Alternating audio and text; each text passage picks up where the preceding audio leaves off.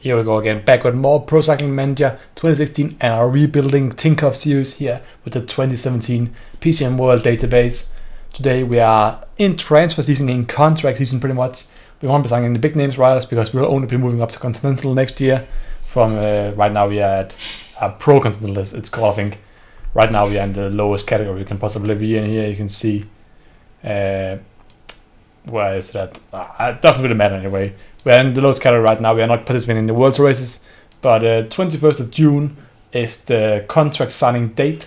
So if you guys didn't know that, now you know it.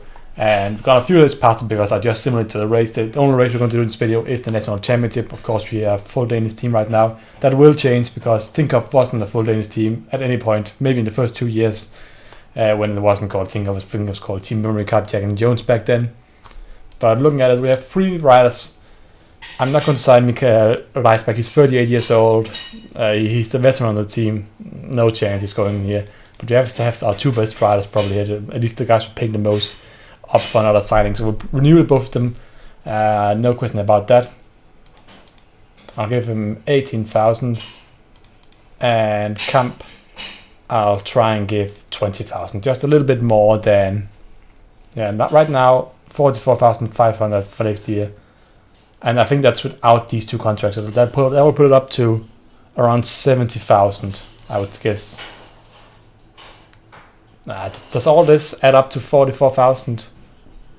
Yeah, I actually think, like, let's see, these, there's 8 here. That's 10,000, 20,000. That's like 27,000. And then these 2 here is 28,000. So that's like 55,000 in total. So not too bad. Okay, enough talking about that. Of course, you can also always find some great young riders who haven't signed yet under the under 23. They have a Lithuanian rider apparently here. Really good sprinter, acceleration, 21 years old. Not really that impressed because not that much better. Alan Barney, what is he? He's a GC rider. That's actually a really good rider. He's only 19 years old as well. That's probably a rider I'll be looking to sign. Let's look at Danish riders. Skilling here is the first one. So he'll be very good for my team. I don't really care about his stats. He's about to retire next season. Oh. Well, I guess looks like I won't be signing him because Pedersen here. He's actually a real rider as well, of course. Track rider, I believe. I'll try and sign him for the team. Yeah, no problem about that. I think he was on track last year. Egert Thyssen. Decent sprint as well. Frederik Rasmussen. I mean, not really the best guys here. I think I'll sign this guy as well, just to have another decent backup sprinter for small, or lead up man for small races. So we'll sign these 2 riders here. Now let's look at some of the best guys here. 70, 71, 73. Good downhill, good fighter as well. That's a pretty good rider right there, honestly. Müller, 70 hills, that's much more of a puncher this guy is. James Owen from the UK, doesn't really look that great. Then he probably won a Lucky One Day Classic or something like that. This guy, what is he, time trialer. I feel like so far I'm mostly impressed with Barney and Sigurd Theis up here. 73 sprint, don't need more sprinters, that's probably what I don't need. I want climbers. Dirk Ockens here. Oh, that seems pretty interesting. 18 years old with these stats. That's a pretty good stat sheet. And let's look at the top 10. Don't want to look at much more than that. Wow. He's pretty good as well. 75 fill already. Better than the same as Camp, I think. Decent sprint as well. Good acceleration. So I think I'll try and sign Alan Barney, Sigurd Theis, Ockens kind of guy, and we'll just look at this Budjak as well now. We won't be signing him. Jack Burke, I don't know why I recognize that name. I've just thought it seemed familiar. Harry Sweeney. Just looking at some random guys right now. Okay, so this guy up here, I won't sign him. I feel like my sprinters are decent enough right now. Alan Barney will try and get a contract for. Okay. Sigurd Theis. I'll offer them 500 more. I should probably just offer them maximum because I'm not really that much in danger of running out of money right now. Like this. And Caligari here. Wow. Why is he so much? Okay. I don't think I want to pay that much for him then, even though he's a good rider. Yeah. Can't offer him anymore. Okay, that changes it quite a bit. Just looking at some more names here, seeing if I can find any underrated people. Other than that, we'll have to. Can you sign other riders now, or is it only from the free agency? You can go into contract. Is end of season search, and go by attributes. I'm going to go by age is 25. Oh, that I didn't click age. I clicked flat for some reason. Age is. I think that's the right one. I didn't even look at it that much. And then you go to attributes, and you'll see here that these are the best guys. Okay, Camp, of course, my riders here. I could sign Cord, Danish rider as well. Oh, that would be a steal for my team.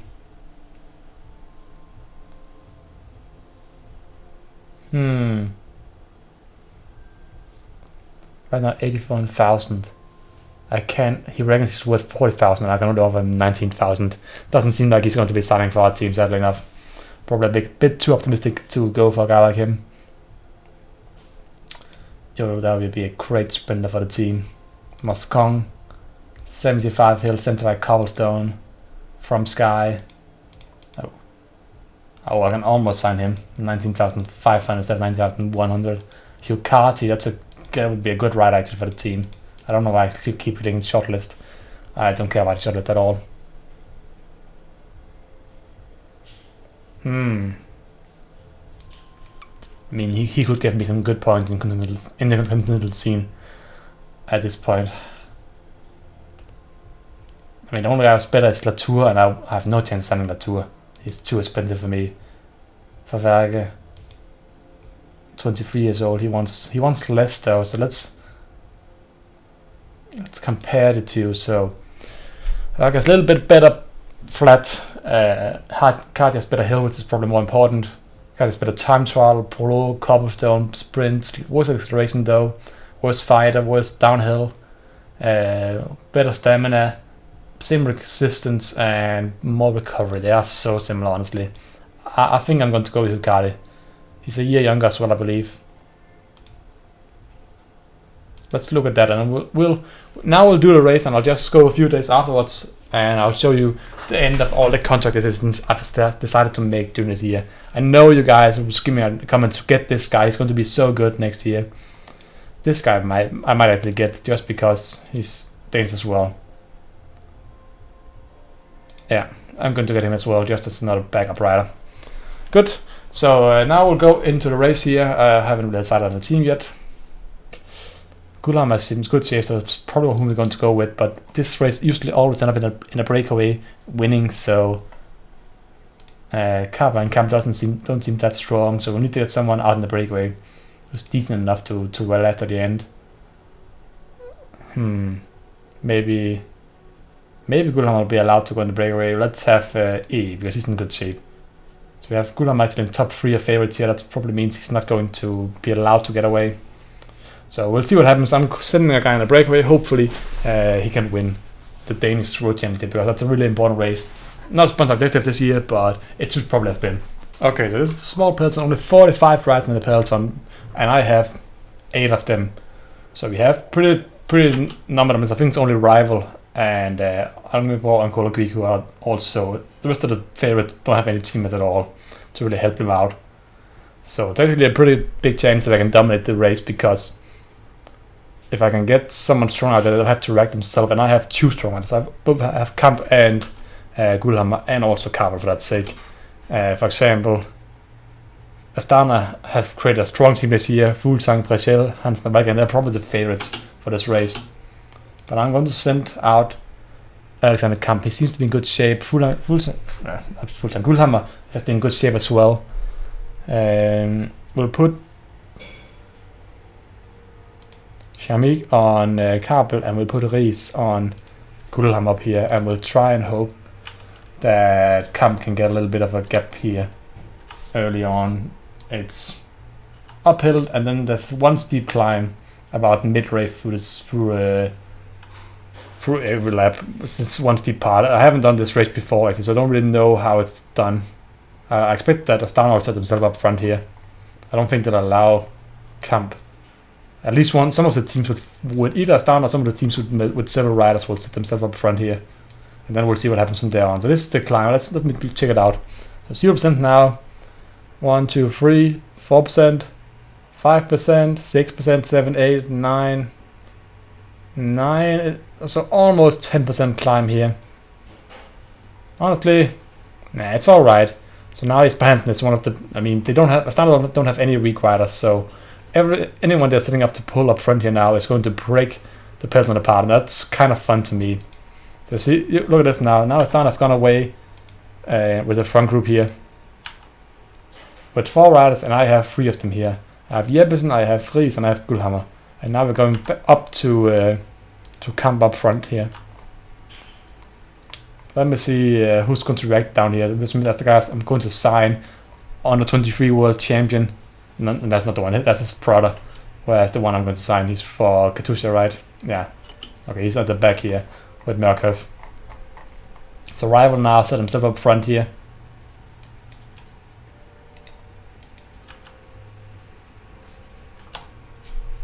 So I'm going to make this race like a,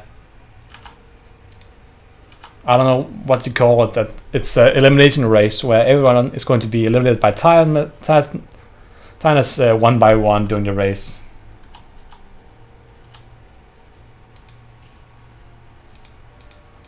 So now I have to attack with one of them again here.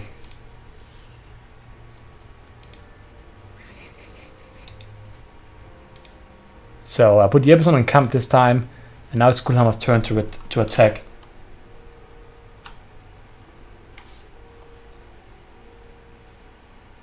Prachel, I mean they're all working for Fuglsang and Valgren right now, I presume. 79 Hill, Fuglsang has. Okay, they're back up here to the front again after seeing Fuglsang is there, Valgren is there. Prachel just dropped back a little bit in the middle of the peloton now.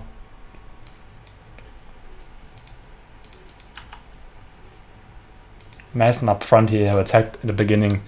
Yeah, he can't follow. He's not strong enough. He's actually a pretty good rider, but looking at stats, but he's not able to follow here. Astana's gone away again. 6-man group this time. We aren't with them. Bak is with them this time. And so is Veihe from Cola Creek, I think that is.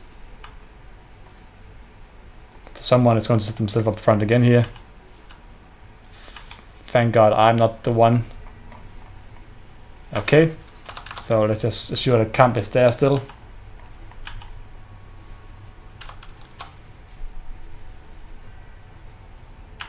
Okay, so it seems like Gullhammer's getting away slowly again because now he has that minute lead. So I can start relaxing a little bit here with him. I can tell him to get some water before the next climb here. Some counterattacks now. Lisong from Cola Creek and Alme Borg. I think that's the Bornholm team also sending a ride out. So now Astana has to react again because they don't want too many riders to get up front here alone. We still have 6 of our riders here, only Ries is back here still. So I think they should get up to me pretty soon here as well, Gullhammer. 17 seconds, yeah, they're up to me now. 120 or so, that's fine. I can work with them at that pace as well. So now we have 3 up front. That should be better for me actually, because now I can rest a little bit behind them. Hopefully they won't pull too much up here. Okay, they are pulling quite a lot right now, so they want the gap to widen as much as possible at the moment.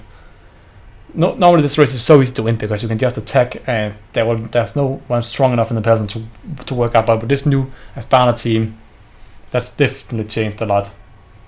They have like 3 riders to work for 1 strong rider as well, and any 4 of them, those riders are strong enough to win it by themselves.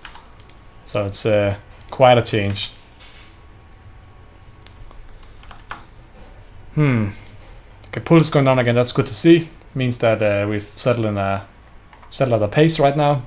Let's see if we can regain some of that bar action again. Fuglsang, I don't even know who they're working for. That confuses me most. I think they're actually working for Valgren. Maybe they're working for Brazil in the sprint. I have no idea, but let's go like to the end of the race, the last 34 kilometers or so, and then I'll show you guys what happened. Okay, just jumping in the middle here, we have this interesting scenario right now where 3 other people joined us from behind. We had Brazil from my start, I didn't tell that actually. Askren, I didn't even tell him to join, he joined him by himself because he was just on auto. He counter-attacked the attack from Brazil, and I think the last one was Gregor from Rival. So now we had the situation that Astana has Brazil in the breakaway, but the Bro has Askren and they have Gullhammer in the breakaway. Rival has Gregor, Almebor has, I think it was Lisong in the breakaway, and Kolokvik has one of these guys as well in the breakaway. So every big team has one in the breakaway, meaning that there's no one who's interested in the peloton now, apart from Astana himself, to wheel this breakaway. And you can see Hansen is still working, but he's been solo working in front of the peloton for the entire stage. Ever since Kamp's first attack, he's been up there by himself. So yeah, I don't really know what to say right now about this race here. I feel like that the breakaway has won this race, and I have 2 riders in the breakaway. The only team has 2 riders. Askren is not that strong, but Gullhammer is actually strong, even stronger than Brazil. Brazil's stats have gone down so badly the last couple of years. Served as well, especially last year, he was terrible. And he was in the Tour de France and he didn't do anything at all. And he's one of the captains. He should be one of he was supposed to be, when they signed him, one of the captains for Cannondale. He did absolutely nothing. So probably well deserved as well, even though I expected to see a lot of him a couple of years ago and he just hasn't shown anything. But I just want to say that this looks like it's going to be a mass breakaway, and we got joined by 3 riders on the front group now. So a 6-man breakaway now. And yeah, probably one of the winners to be found in the breakaway up here. So it's just gone over the climb now for the first and last time. Still 6 guys in the breakaway, 5-minute gap with 3 minutes behind. Hansen has finally stopped working, and now Valgren is working for Fuglsang in the peloton. I still think that, yeah, Brazil is still participating up here. It's very, very weird. He's still one of the guys who's actually working up here. Lisong and Bligård are probably 2 rides I started with. See, Brazil stops working sometimes. It's really weird. Now Lisong is working again. Don't really get it sometimes, but let's see here if Askren can get a final bottle of water for Gullhammer. He's been keeping the breakaway pretty big for most of this day, so he's done a good job. I didn't expect him to be here at all. I didn't plan for him to be there. So I'm putting him on auto now, and he'll probably fall off soon. I'll make the first move here on the next climb here. I go around 90 up the climb, and we'll see. Probably one of the 2 of them will fall off, but the other 2 should follow pretty easily. So Fuglsang here. Is he setting the pace? Is that an attack from Fuglsang? Still over the climb. No one has fallen off the pace yet here. Okay, maybe they are. It seems like the peloton's kind of like the bottom 10 is falling off now. Well, it's not too surprising. I mean, the leaders themselves are working up front now. Kamp is still strong. Kabel is still pretty strong as well. So they're looking good, the sprinters, for 7th place right now, because that's probably all they're going to get. So let's speed up a little bit until we're on the next climb here. It's pretty soon. There's not that far between the climbs now. Of course, only 2 to go. It ends flat, so I don't want to be in a sprint against Matthew Brazil in a sprint. I want to be away from him, so to say. I'll wait a little bit here with Gullhammer.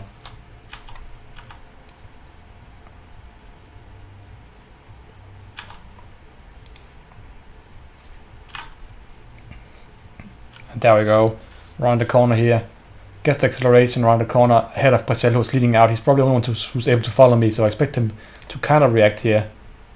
The song reacts. Brazil does not react, honestly. That's very surprising to me. I'll go around 80 for now, just to have a little bit of a gap opening up. Askren should probably fall off here. Yeah, I expect that to happen. There's only 3 minutes now down to the peloton as well, so Fuglsang and Kort setting their pace now. It's really changed it a lot up here. Kabel has no lead up man anymore. Jamik has kind of fallen off. Kamp is strong still. He's really strong still. And there, Fuglsang still goes here. Martin Mortensen moves up. Of course, winner of, I think it was Troboleon this year.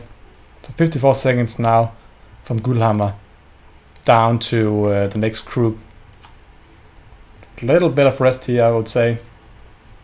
I expect him to catch up a little bit with Gullhammer here, but I would rather have Gullhammer make the finish line with some energy left. Okay, so 39 riders here.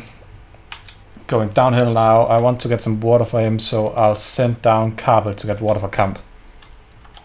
Because Carbel is one of the only guys I think can make it back up again. Askren is done now. I mean, he did a good job today. Get him his energy deal as well while he's at it. Still has 2 minutes down to this big group here. Everyone's working together now. They realize that now the breakaway, they're right in the breakaway is not going to win because Gullhammer is 1 minute ahead of them now. And he's almost going into the final climb now. Brazil now reacts. As expected, he should have joined me immediately. He would have had a better chance.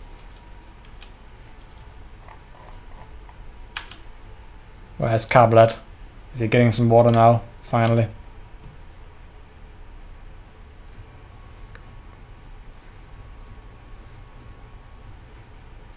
Okay. So I put Carbel on Camp here.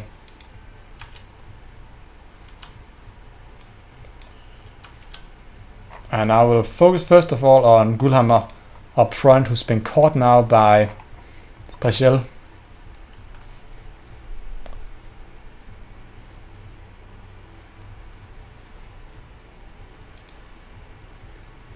I have to attack away from him here on the top here, just to have a little bit of a gap down up to him here instead. Because I feel like that's the only way I'm realistically going to beat him now. I don't want to be in a sprint with him, that's for sure.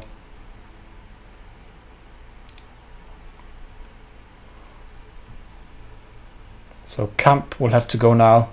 I think Fuglsang and Cord and everyone is going to be up here as well.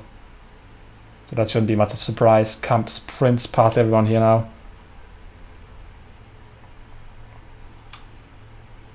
Brazil about 30 seconds behind Gullhammer now, who's really tired out. Gregor, Lisong and Bilgaard will probably still work for third, but I mean, Camp is not that far behind, and he's going so fast at the moment here. I'm just going to pace his way to the finish line. Valgren stopped with Carbel there, so Camp could actually get third place here. Not too unrealistic as well. Jeppesen can also now. Shamik can also. Carbel did a great job leading him out as well. He'll get his water bottle in also as well. So Camp has 30 seconds now. Okay, Gullhammer's won this. That's pretty clear now. So I'll just follow him over the finish line here. And he can celebrate his Danish National Road Championship victory. Oh, that was actually pretty exciting. When Brazil caught him there, I thought, I've lost this by not paying a lot of attention. Camp has 56 seconds now as well. And it will be 6th place. Camp just cannot... I thought I had it there at the end. That I might just, but I didn't have any sprint power left to sprint with them. I still get 6th place, not too bad. Carbel can sprint down here, I think. So he'll probably end up gaining somewhere around 15th place. 7th and 8th for the two Astana guys. Back in 9th. Then the entire 4 rival riders here. Carbel might just beat out Vestergaard here. Yeah, he just did. 13th place. Caught on in 15th, disappointing from him. Mortensen also way down here. Mørkøv and Grav Andersen also being all the way down here. Okay, that's the one Grav Andersen I was looking at. But still, where I was, the other Grav Andersen product was actually even worse. So definitely disappointing from that team.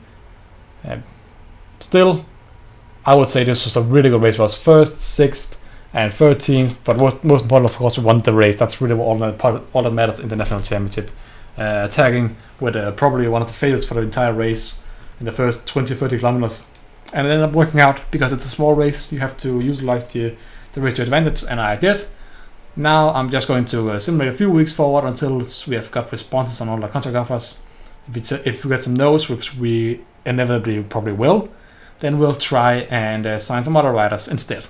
Okay, so we are finally now at the start of the Tour of Denmark, and every single day I've gotten 7 pop-up messages saying this guy wants to wait, this guy wants to wait, this guy's hesitating. So it's been taking like half an hour to simulate 1 month here. So I'm really tired now. It's also gotten dark outside in the meanwhile. But yeah, now it's final day of this video, so we'll take a look at what we are at right now. We actually have Kasper Pedersen, one of the younger riders, one of the actual riders here, who's willing to sign right now. So we'll sign him for the team. Barnes found better. He'll be signing with Orica Scott. Good choice of him. He was one of the best riders as well, wasn't he? Yeah, the American rider. Surprised they didn't sign for Trick. Thijs X, I can't offer him anymore, so I'll just keep on offering him that. Dirk Orkins, still signing with. Look at these teams I'm up against. I mean, I'll go up like that then. Maybe that'll actually be enough for him. Caligari here. I just tried him anyway because I didn't have anyone else to sign. Palmero is going to Sky. He was the really good rider as well. I knew there was probably no chance of getting him, but I tried him anyway. So sadly didn't happen. But let's look at the team for now. We have signed a few riders as well meanwhile. So we have signed Hugh Carty, actually agreed to sign with the team. Look at this. This rider is going to be on the team next year. 77 mountain, 78 hill. Not the best time to run stats. Pretty decent acceleration, 69. And decent all-around recovery stats and stamina, resistance, and recovery, all in the 70s at only 23 years old. He's definitely going to be a GC star for hopefully, he will be for next year, but hopefully for a lot of years to come as well, as he'll hopefully improve up to maybe around the 80s. I don't know how big his potential is, but we signed him ahead of teams like Sky, for example, who all were trying to sign him, but he chose to go to our team, so I'm really happy about that. Camp also decided to stay here. Took a little bit of a while. On the other hand, we lost Kulhammer to, I think we actually lost him to Sky. I'm not entirely sure, but I'll check him quickly right after that. We also signed 3 Danish riders, 2 riders who exist, and 1 region here. Hence, Egert Thygersen, the sprinter of them, so he'll at least be a nice sprinter alongside Kabel to have. Kasper Pedersen, the guy we just signed, and then Troels Winter, a 30-year-old guy just as a backup. He's actually a pretty good rider. Looking at Abbott's here. He'll be one of the top 8 riders on the team, so getting him for cheap and him being for the country here is a pretty good deal for us. So let's just look here at Gullhammer. We can just see where he was going. I think it was Sky. Yeah, he's going to Team Sky next year. I have tried to sign up other riders as well, but they've all declined. So I'll take a look at it later on, but I think slowly but surely all of the signings are going through here now. So once all of the young guys here have signed with either us or another team, I'll try to fill out the remaining spaces with even more riders. But yeah, that's it for now. I hope you guys enjoyed this video. If you did, consider to leave a like, comment, and subscribe, and I'll see you guys next time. Goodbye.